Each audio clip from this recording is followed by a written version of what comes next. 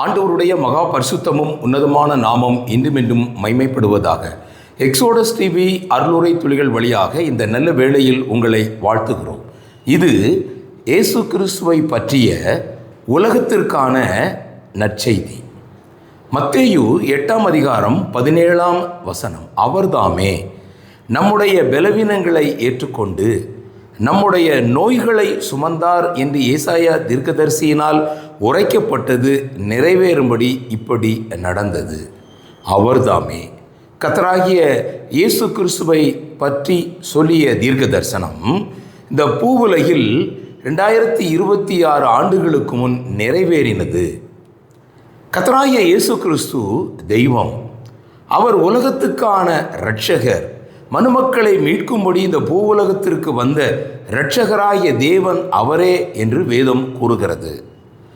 ஆண்டவராய் இருக்கிற இயேசு கிறிஸ்து பூமியில் இருந்த பொழுது அவர் செய்த அநேக அற்புதங்களில் ஒரு 4 அற்புதங்களினுடைய தொகுப்பு மத்தேயு 8ஆம் அதிகாரத்தில் எழுதப்பட்டிருக்கிறது. அதனுடைய இறுதியில் தான் நான் இப்பொழுது உங்களுக்கு கூறினதான வசனம். அவர்தாமே நம்முடைய பலவீனங்களை ஏற்றுக்கொண்டு நம்முடைய நோய்களை சுமந்தார். மத்தேயு எழுதின சுவிசேஷம் ஒரு அற்புதமான ஒரு சுவிசேஷம். இயேசு கிறிஸ்துவை உலகத்திற்கு ராஜாவாக வெளிப்படுத்துகிற சுவிசேஷம். மத்தேயு 5, 6, 7 அதிகாரங்கள் உலகம் முழுவதும் அறியக்கூடியதான இயேசு கிறிஸ்துவினுடைய மலை பிரசங்கத்தினுடைய பேர் உரைகள். அவர் திரளான ஜனங்களை கண்டு மலையின் மேல் ஏறினார். அப்பொழுது அவர் தமது வாயை திறந்து அவர்களுக்கு உபதேசித்து சொன்னது என்னவென்றால் என்று ஆரம்பிக்கப்பட்ட மத்தேயு 5ஆம் அதிகாரம் 6, 7 முடித்து அந்த பேருரை நிறைவு பெறும்போது இயேசு இந்த வார்த்தைகளை சொல்லி முடித்தபோது அவர் வேதபாரகரை போல் போதியாமல் அதிகாரமுடையவராய் அவர்களுக்கு போதித்தபடியால் ஜனங்கள் அவருடைய போதகத்தை கண்டு ஆச்சரியப்பட்டார்கள் என்று வேதம் கூறுகிறது.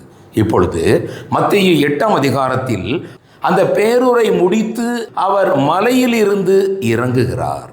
அங்கு அநேக உபதேசங்களை ஜனங்களுக்கு கூறுகிறார். ஆகாயத்து பறவைகளை கவனித்து பாருங்கள், அவைகள் விதைக்கிறதும் இல்லை அறுக்கிறதும் இல்லை என்று சொல்லி இது போன்ற அநேக பேருரையின் வார்த்தைகளை கூறி முடித்துவிட்டு அதிகாரம் உடையவராய் போதித்து அவர் இறங்கும் பொழுது நடைபெற்ற 4 அற்புதங்கள் மத்தேயு 8ஆம் அதிகாரத்தில் இருக்கிறதை நீங்கள் பார்க்கலாம். முதலாவது மத்தேயு 8ஆம் அதிகாரம் 1 முதல் 4 வசனங்களில் ஒரு குஷ்டரோகியை அவர் பார்க்கிறார். ஒரு குஷ்டரோகி ஒருவன் அவரிடத்தில் வந்து, ஆண்டவரே உமக்கு சித்தமானால் என்னை சுத்தமாக்கும் என்று சொன்ன பொழுது மத்தேயு 8:3 இயேசு தமது கையை நீட்டி அவனை தொட்டு என்று வாசிக்கிறோம். சுகப்படுத்தினார், தொட்டார். தேவனுடைய தொடுதல் ஆச்சரியமானது. இரண்டாவதாக மத்தேயு 8ஆம் அதிகாரம் 5 முதல் ஒரு சில வசனங்களில் நூற்றுக்கு அதிபதி தன்னுடைய வேலைக்காரனுக்காக வருகிறார். என்னுடைய வேலைக்காரன் கொடிய வேதனைப்படுகிறான் என்று சொன்ன பொழுது ஆண்டவர் சொன்னார், நான் வந்து அவனை குணமாக்குவேன் என்று சொல்லுகிறார். இந்த நூற்றுக்கு அதிபதி சொல்லுகிறான், ஆண்டவரே ஒரு வார்த்தை சொன்னால் போதும். முதல் அற்புதத்தில் குஷ்டரோகியை ஆண்டவர் தொடுகிறார். இங்கே நூற்றுக்கு அதிபதிக்கு அவனுடைய வேலைக்காரனுக்கு ஆண்டவர் ஒரு வார்த்தை சொன்னார். வேதம் சொல்லுகிறது பாருங்கள். பின்பு இயேசு நூற்றுக்கு அதிபதியை நோக்கி மத்தேயு 8:13 நீ போகலாம், நீ விசுவாசித்தபடியே உனக்கு ஆக கடவுது. அந்த நாளிகையிலே அவன் வேலைக்காரன் சொஸ்தமானான். ஆண்டவருடைய தொடுதல், ஆண்டவருடைய வார்த்தை ஆச்சரியமானது. ஆண்டவராயிருக்கிற இயேசு கிறிஸ்துவினுடைய வல்லமை இன்றைக்கும் குறையவில்லை. இன்றைக்கும் அது உலகம் முழுவதும் அந்த வல்லமை இன்றைக்கும் விளங்கப்படுத்தப்பட்டு கொண்டிருக்கிறது. தொடர்ந்து பேதுருவினுடைய மாமியை ஆண்டவர் ஜுரமாய் கிடக்கிறதை கண்டார். அப்பொழுது அவள் கையை தொட்டார், ஜுரம் நீங்கிற்று. பேதுருவினுடைய அந்த வீடு கடற்கரை ஓரம் இருக்கிறது. அது பக்கத்தில் ஒரு ஜெபாலயமும் உண்டு. அப்போது அதுக்கு பக்கத்தில் ஆண்டவர் போகிறார். ஜெபாலயத்திலிருந்து பேதுரு மாமியினுடைய வீட்டுக்கு போகிறார். ஒருவேளை பேதுருவினுடைய மாமி ஜெபாலயத்தோடு மிகவும் தொடர்புள்ள ஒரு அம்மாவாக இருக்கலாம். தொட்டார். மறுபடியும் அவர் தொடுகிறார்.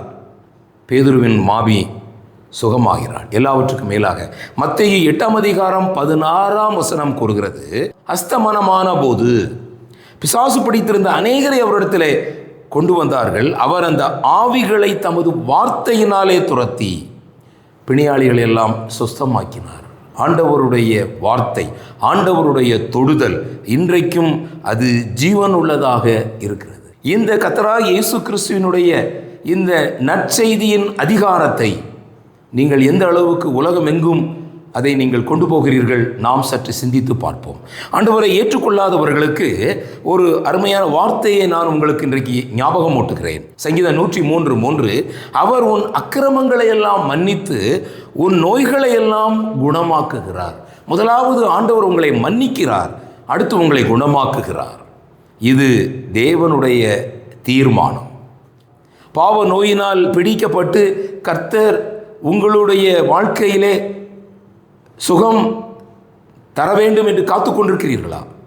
ஆண்டவர் உங்களுக்கு நித்தியமான சந்தோஷத்தையும் நித்தியமான பாவ மன்னிப்பையும் நித்தியமான சுகத்தையும் உங்களுக்கு அளிக்க வல்லவராக இருக்கிறார். உபாகமம் 7:15 கர்த்தர் சகல நோய்களையும் உன்னை விட்டு விலக்குவார். குஷ்டரோகியில் இருந்து கொடிய ஜுரம் வரைக்குமாக எப்பேற்பட்ட பாவம் உள்ளவர்களாக இருந்தாலும் சரி, கர்த்தர் சகல நோய்களையும் உன்னை விட்டு விலக்குவார். ஆண்டவர் பாவ குஷ்டம் நீங்கும்படியாக தொடுகிறார்.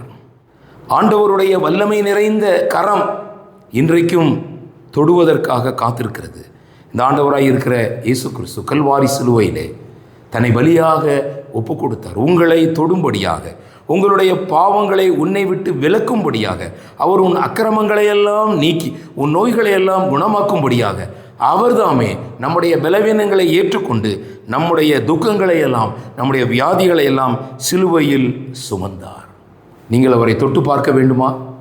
அவருடைய காயங்களை தொட்டு பார்க்க அங்கு அவருடைய சீஷன் விளைந்தான்.